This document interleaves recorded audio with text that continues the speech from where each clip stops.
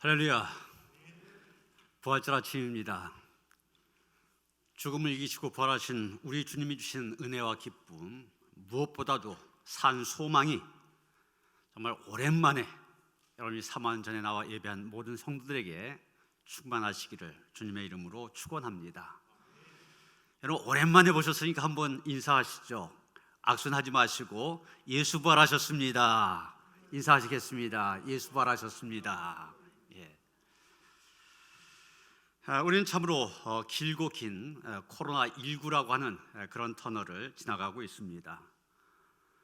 석 달 넘게 계속 되어지다 보니 낙심하기도 하고 실망하기도 하고 또 이 사회적 거리두기로 인한 이 거리감, 이 피로감을 호소하기도 하고 있습니다.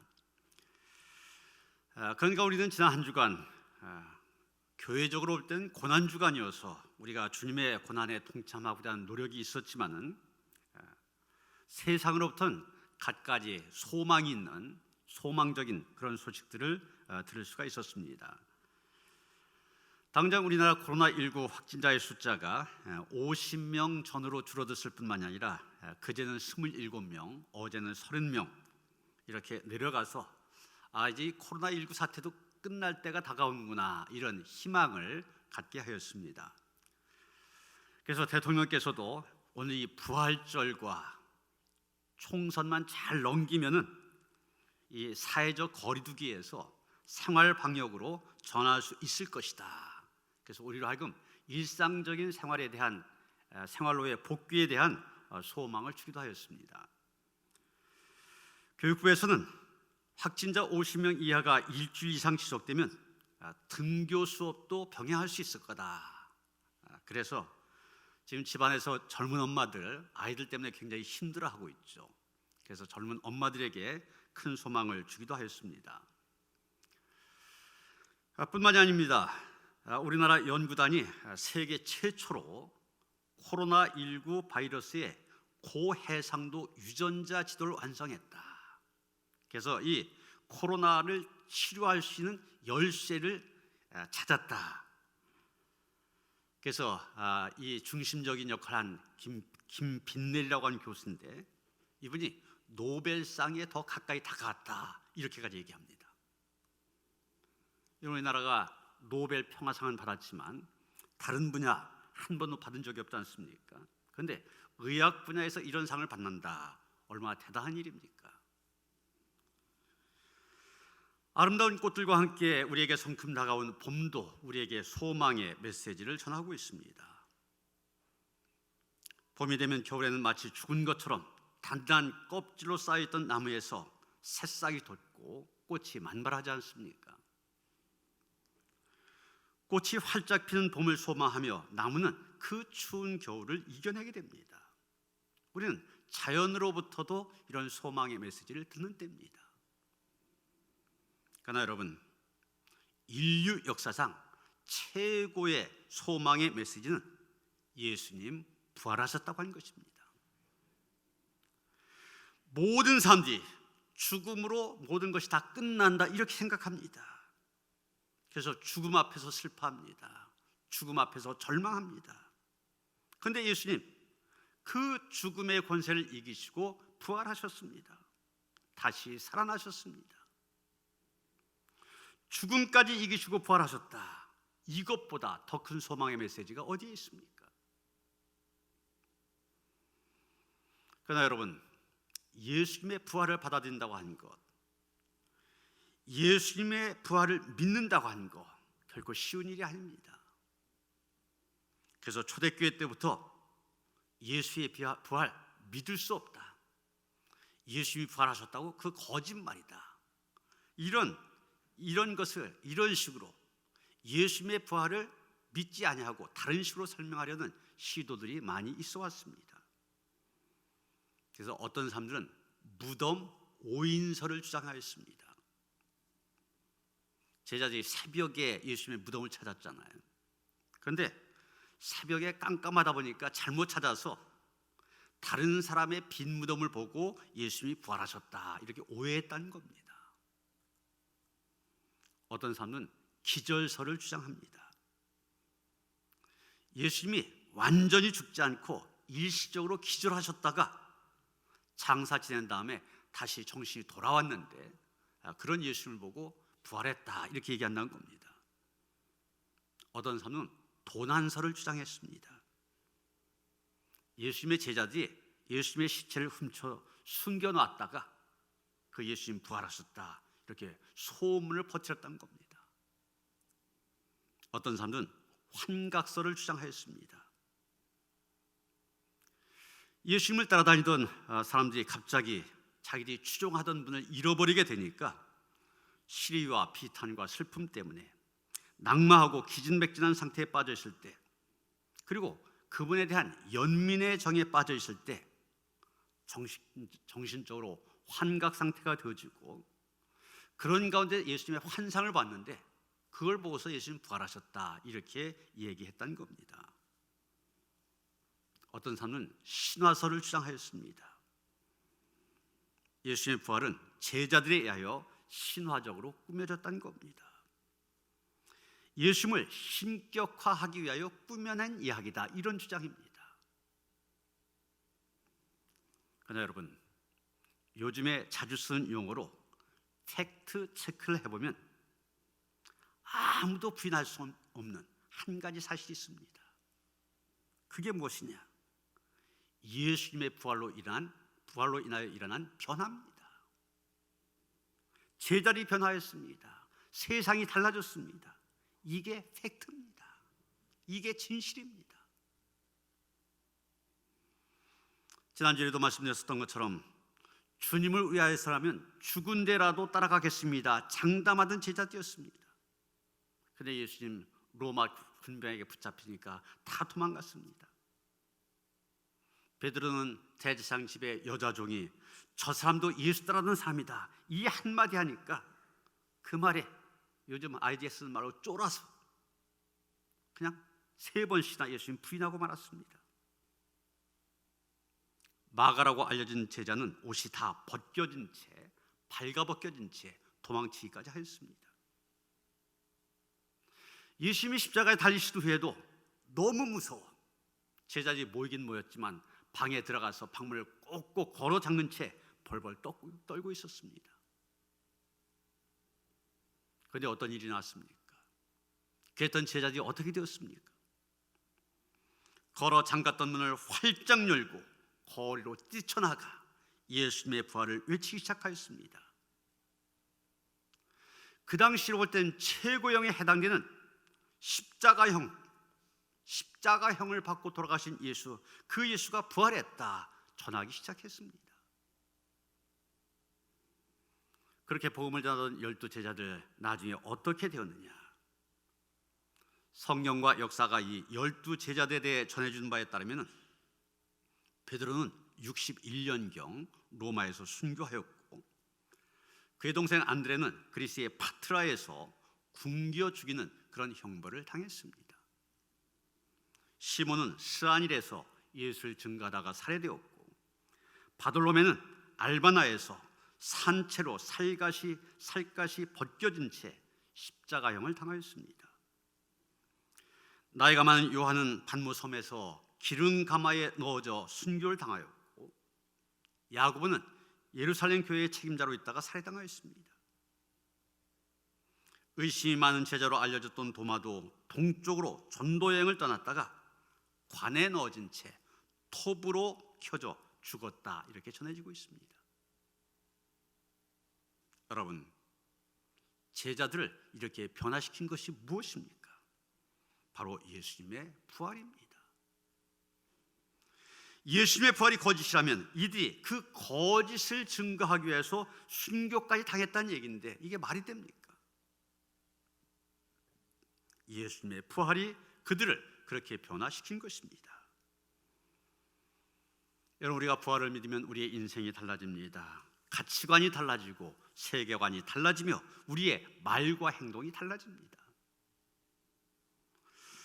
우리는 오늘 본문에서 제자들의 대표격에 해당되는 이 베드로가 설교하는 그런 모습을 보게 되는데 수제자라고 불려진 이름답게 그의 변화도 극적입니다. 여러분, 베드로가 보면 12제자 가운데서 가장 대표적인 큰 사도 아닙니까? 거의 3년 동안 주님과 동고동락하며 하나님 나라의 깊은 비밀을 듣고 깨달았던 사람입니다. 주님을 향한 사랑과 열정, 용기, 마음의 각오로 따진다면 그 누구도 따를 수 없을 정도의 사람이었습니다. 얼마 전까지만 하더라도 검을 빼어 대제사장의 종의 귀를 베어서 떨어뜨렸던 용기의 사나이기도 하였습니다. 그런 그가 어떻게 되었습니까? 배반자가 되었습니다. 가룟 유다만 배반자가 된 게 아닙니다. 베드로도 배반자가 되었습니다. 어떻게 보면 아무것도 아닌, 아무런 힘도 없고 권세도 없는 작은 여종이 던진 말 한마디, 그 한마디 때문에 주님을 부인하고 3번씩이나 부인하되 나중에는 저주까지 하면서 부인하였습니다. 그리고 나도 모르겠다 그러면서 고기 잡으러 고향으로 가버렸던 사람입니다. 그러나 이제 그의 인생이 180도로 달라졌습니다. 겁쟁이에서 도망치던 사람, 배반자가 담대히 부활을 전하는 사람이 되어진 것입니다. 오늘 우리가 함께 읽은 본문의 말씀, 사도행전에 나오는 베드로의 3번째 설교입니다. 그 앞에 2번의 설교, 유대인들 앞에서 행했던 설교인데, 오늘의 설교는 지금 고넬료의 가족들, 즉 이방인들을 앞에 놓고 복음의 핵심, 복음의 진수에 대해서 아주 간단하고 명료하게 설교하고 있는 것입니다. 그 복음의 핵심, 복음의 진수가 무엇입니까? 바로 40절, 41절 말씀입니다. 그를 그들이 십자가에 달아 죽였으나 하나님이 사흘 만에 다시 살리사. 바로 이것입니다. 예수님의 십자가와 부활을 증거하고 있는 것입니다. 그리고 이 부활신앙이 바로 베드로 자신을 변화시켰던 것입니다. 여러분, 부활의 주님을 만나면 절망에서 희망으로 변화됩니다. 절망이라고 하는 것은 인생을 망치는 독소입니다. 바이러스 같은 겁니다. 철학자 케르케고르는 이렇게 말했습니다. 절망, 그것은 죽음에 이르는 병이다. 반대로 희망은 세상을 이기는 힘입니다. 그런 점에서 가장 불쌍한 인생, 어떤 인생이냐? 희망이 없는 인생입니다. 그리고 케르케고르가 말한 절망이라고 하는 것, 바로 불신앙을 말합니다. 하나님을 믿지 않는 것, 이게 불신앙 아닙니까? 이 하나님을 믿지 못한 데서 생기는 절망, 이것을 얘기하고 있는 것입니다. 이런 세상살이가 얼마나 힘듭니까? 세상 살다 보면 얼마나 어려운 일들이 많이 있습니까? 지금도 여러분이 코로나19라고 한 이런 상황, 전혀 생각하지 못했던 그런 상황 아닙니까? 이 코로나19의 직격탄을 맞은 곳이 여행업계라고 그럽니다. 호텔 업계의 피해가 6천억 원에 이르고 여행사는 거의 초토화되었는데 194개나 되는 여행사가 문을 닫았다고 그래요. 폐업을 했다고 그럽니다. 이런 어려운 상황, 이런 상황이 되면 하나님이 없는 인생들 당연히 절망하게 됩니다. 어디에도 소망을 갖지 못합니다. 그러나 하나님을 믿는 성도들은 어떤 상황에서도 희망을 갖게 됩니다. 심지어 죽음의 순간에도 희망이 있습니다. 왜 그렇습니까? 죽어도 천국이잖아요. 부활의 주님은 우리로 하여금 하나님께 희망을 갖게 해줍니다. 베드로전서 1장 21절에 보면 너희는 그를 죽은 자 가운데서 살리시고 영광을 주신 하나님을 그리스도로 말미암아 믿는 자니 너희 믿음과 소망이 하나님께 있게 하셨느니라, 이렇게 말하고 있습니다. 그러므로 믿음 있는 사람들, 어떤 상황에서도 희망을 가질 수 있는 것입니다. 엠마오로 가는 두 제자, 절망 가운데 슬퍼했었지만 그들이 부활의 주님을 만난 다음 기쁨이 넘쳤습니다. 희망으로 가득하였습니다. 더 이상 세상이 두렵지 않았습니다. 계속 유턴합니다. 고향으로 가던 길에서 돌아서서 유턴하여 예루살렘으로 다시금 다름질쳤던 것입니다. 이런 연탄길이라든지 곰보방 이런 책으로 유명한 작가 이철환이라는 사람이 있습니다. 저번에 쓴 연탄길이라고 한 책 무려 360만 명이 읽었고 중국, 대만, 일본 번역이 되어져서 수출까지 되었습니다. 그 책에 실린 글이 초등학교 교과서에 올리기도 하였습니다. 여러분, 이 정도면 아주 대단한 성공을 거둔 거 아닙니까? 그런데 그가 청년 시절 3년 동안 우울증으로 고생했다는 겁니다. 그리고 지독히 가난하여서 리어카를 끌면서 사과장수도 하고 산동네 다니면서 양말도 팔고 그랬다는 겁니다.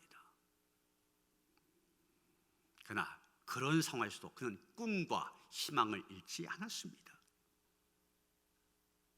처음엔 그림을 그렸는데 아무도 사주지 않아서 포기하고 글쓰기를 시작했습니다.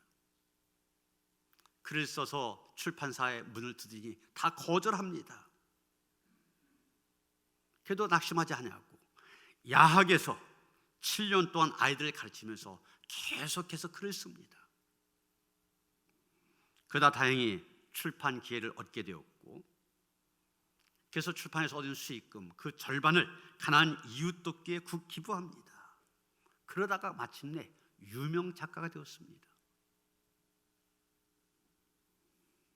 그의 글을 보면 이런 대목이 나옵니다. 기름때 찌든 작업복을 입고 있을 때도 나는 프란츠 카프카를 읽고 있었다. 아무도 사가지 않는 그림 옆에 서서 고개를 들 수 없을 때도 나는 알베르 까미를 읽고 있었다. 도스토예프스키와 말라르메, 스타니슬라프스키와 헤르만 헤세가 있어서 난 절망하지 않았다. 하나님이 계셨기에 난 절망하지 않았다. 여러분, 이 마지막 한마디가 중요합니다.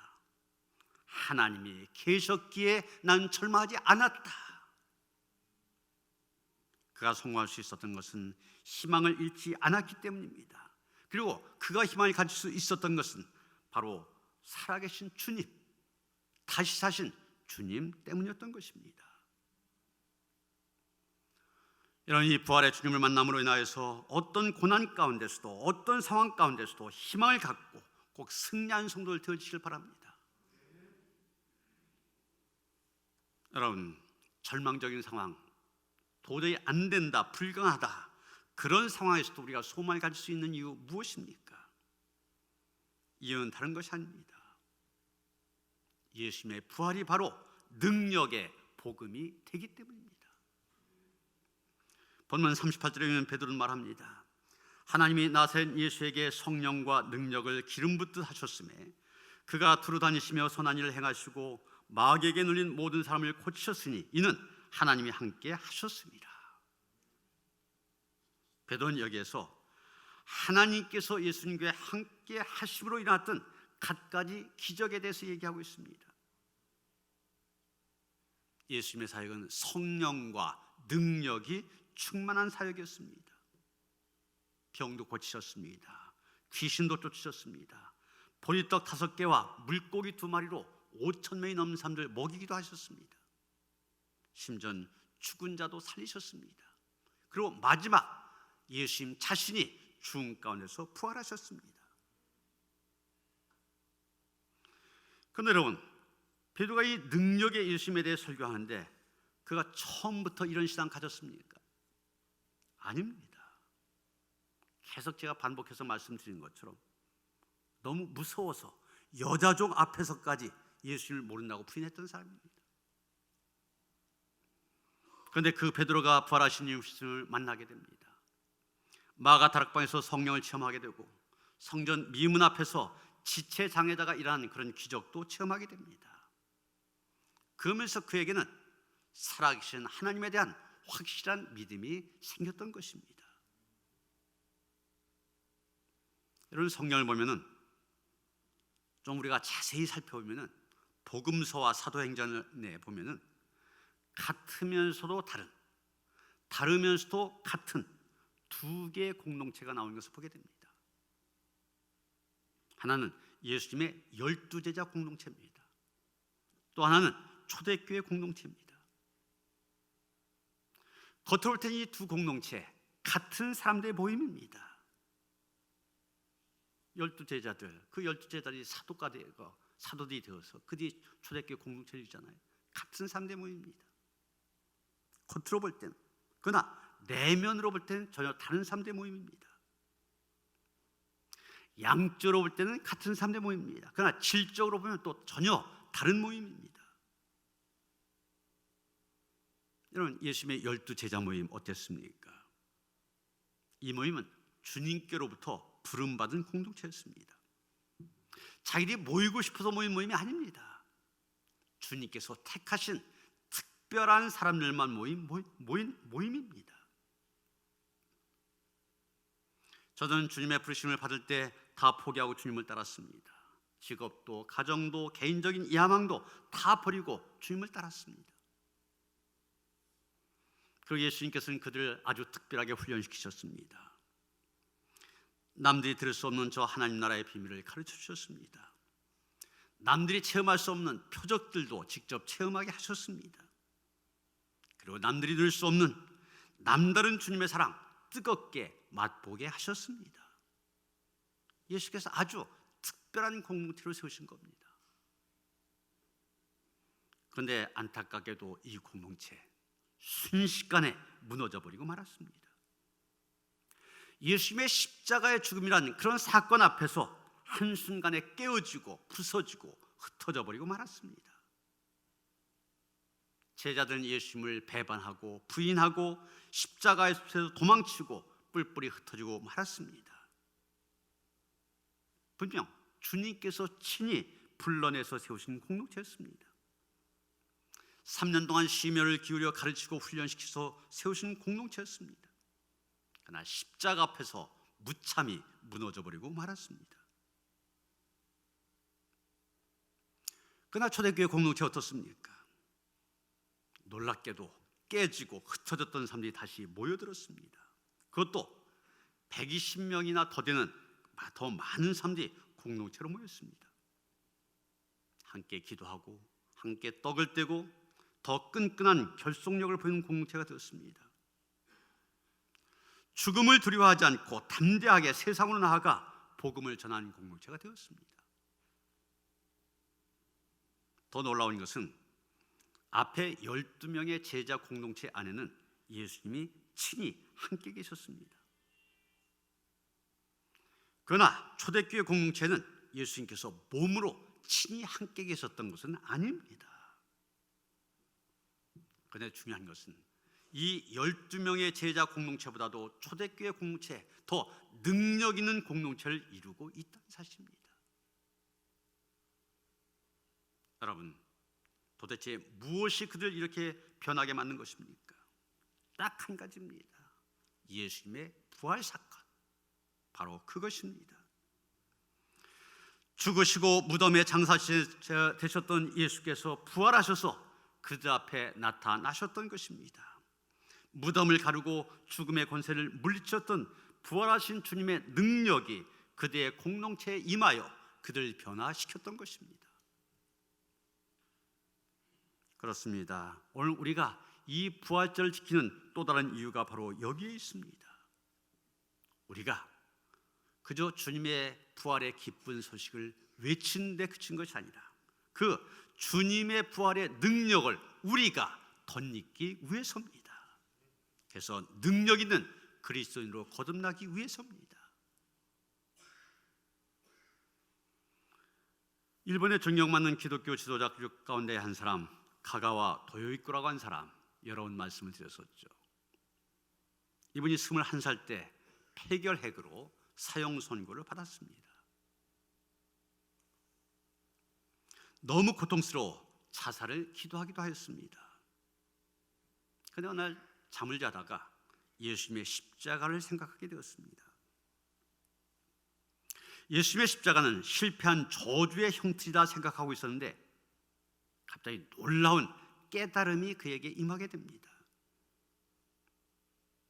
십자가 단순한 저주의 형틀이 아니라 십자가는 하나님의 사랑의 결정체요, 부활의 능력을 일으키는 새 출발의 징표라고 하는 것을 깨닫게 됩니다.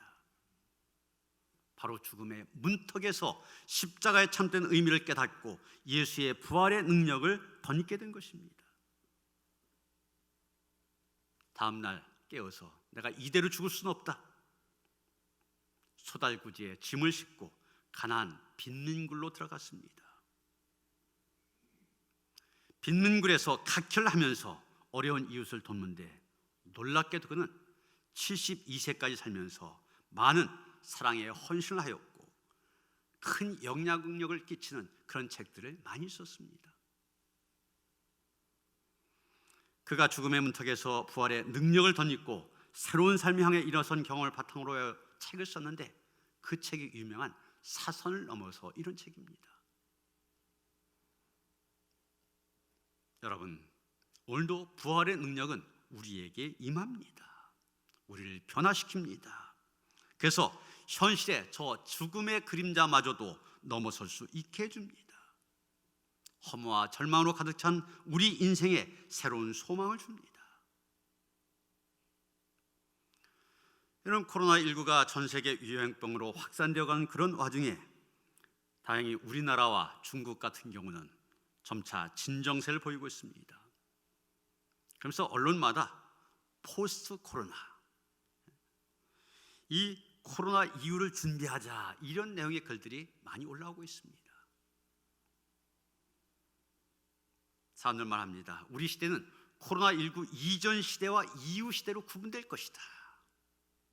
우리가 지금 이 연대를 구분할 때 BC, AD라는 말 쓰지 않습니까? BC, 기원전, 예수님 이전이라는 얘기입니다. Before Christ, 그리스도 이전이라는 얘기. 그 다음에 기원 후, AD, 이건 라틴어입니다. 안노 도미네, 주님 이후, 그런 뜻입니다. 그런데 요즘에 이걸 바꿔서 얘기해요. BC가 뭐냐? Before 코로나, 코로나 이전. 그 다음에 AD는 뭐냐? After disease, 질병 이후. 시대가 완전히 달라질 거란 얘기입니다. 코로나 이전과 이후의 시대 완전히 달라질 거란 얘기예요. 어떤 식으로든지 변화될 수밖에 없다는 것입니다. 이미 코로나19가 바꿔놓은 것들이 많이 있지 않습니까? 우리의 일상생활도 바꿔놨습니다. 직장 문화도 바꿔놨습니다. 대인관계도, 의료 시스템도, 우리의 모든 삶의 양식을 바꿔놨습니다. 교회도 마찬가지입니다. 변화가 생길 수밖에 없습니다. IDC라고 하는 인터넷 데이터 센터라고 하는 시장 조사기관이 있는데 여기에서 코로나 바이러스 감염증과 관련된 보고서를 하나 냈는데 거기서 뭐라고 얘기하냐? 코로나가 지나간 이후 세상은 어떻게 변화될 것인가? 이것을 미리 예측함으로써 향후 찾아올 새로운 기회에 대비해야 된다, 이런 식으로 얘기했습니다. 그러면서 여기에서는 이번에 코로나19가 순간적으로 폭증하게 된 거, 중국의 대도시병과 관련이 있다, 이렇게 얘기합니다. 이 대도시라고 하는 것이 인구가 밀집한 지역 아닙니까? 그렇기 때문에 확진자를 격리시키는 것이 어렵고 관리도 지체되어지고 이런 여러 가지 어려움이 있다고 하는 것이죠. 그래서 이 코로나19 같은 바이러스, 대도시에서 순간적으로 폭증하기 쉽기 때문에 이런 대도시, 중소도시로 변화되어야 된다는 겁니다. 여러분, 이런 지적이 우리 한국 교회에 주는 시사점이 있습니다. 이런 지적 앞에 한국 교회 위기감을 가질 수밖에 없습니다.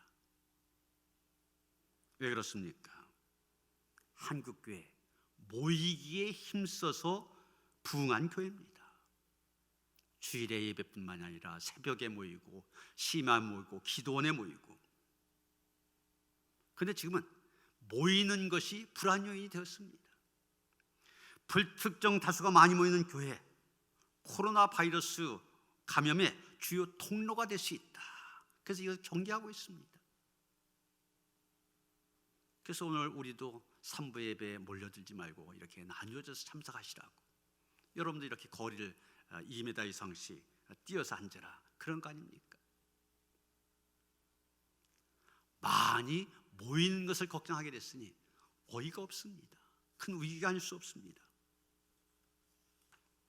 이외에도 이 코로나19로 인하여 염려된 부분들이 많이 있습니다. 그러나 여러분, 우리는 부활하신 예수님을 믿습니다. 부활의 주님은 어떤 상황에서도 우리에게 소망을 갖게 하실 줄 믿습니다. 오늘 부활주일, 부활의 주님께서 우리 교회에, 우리 한 사람 한 사람에게 주실 그 은혜의 벼달을 오히려 기대하면서 소망으로 나가는 그런 손을 되어주시기를 주님의 이름으로 축원합니다. 사망권세 이기시고 부활하신 이 복된 날, 우리들이 마음껏 부활의 주님을 찬양하고 영광을 돌리지 못하는 안타까운 모습, 그러나 있는 모습 그대로 하나님께 올려드립니다. 절망할 수밖에 없는 상황에서도 부활하신 주님으로 인하여 소망을 가졌던 제자들처럼, 그래서 변화하여서 능력 있는 공동체가 되었던 것처럼 우리의 귀가 열려져서 예수님의 부활을 통한 소망의 메시지를 듣게 하여 주시옵소서. 그리고 우리도 일어서게 하여 주시옵소서. 능력 있는 주의 백성을 되어서 예수 부활의 소식 힘써 전할 수 있게 하시며 세상에 나아가 능력 있는 주의 백성으로 살아갈 수 있도록 인도하여 주시옵소서. 예수 그리스도 이름 받들어 기도하였사옵나이다. 아멘.